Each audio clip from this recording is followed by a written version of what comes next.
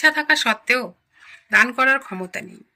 মানুষের সাথে হেসে কথা বলুন, ভালো ব্যবহার করুন, একটু হাসি, ভালো আচরণ ছোট মনে হলেও এর প্রতিদান আল্লাহর কাছে অনেক বড়। যে নিজের অভ্যাসকে নিয়ন্ত্রণ করে না, অভ্যাস তাকে নিয়ন্ত্রণ করে। ভালো অভ্যাস গড়ে তোলা জীবন গড়ার মূল রহস্য। কুঅভ্যাস জীবনে ধ্বংস ডেকে আনে। যে প্রতিদিন একটু একটু করে এগিয়ে যায়, সেই বড় কিছু অর্জন করে। ধারাবাহিক প্রচেষ্টা ছোট হলেও একসময় বড় সফলতা এনে দেয়। যে কোনো পরিস্থিতিতে অন্যকে দোষারোপ না করে সংশোধনটা নিজের জীবন থেকে শুরু করা বুদ্ধিমানের কাজ।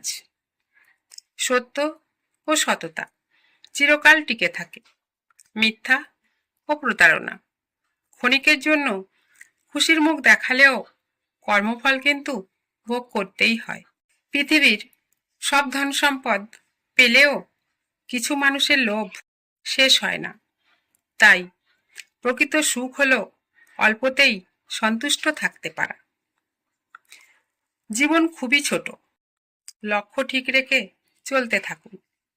উদ্দেশ্যহীন জীবন কেবল সময়ের অপব্যবহার। প্রতিদিন প্রার্থনা করতে হবে আন্তরিকভাবে। শেখার ক্ষেত্রে সীমাবদ্ধতা রাখা যাবে না।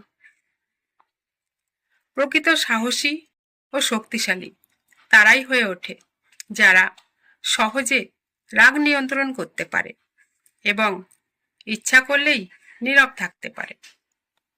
যারা ব্যর্থ হয় স্বাভাবিকভাবেই কষ্ট পায় ও ভেঙে পড়ে।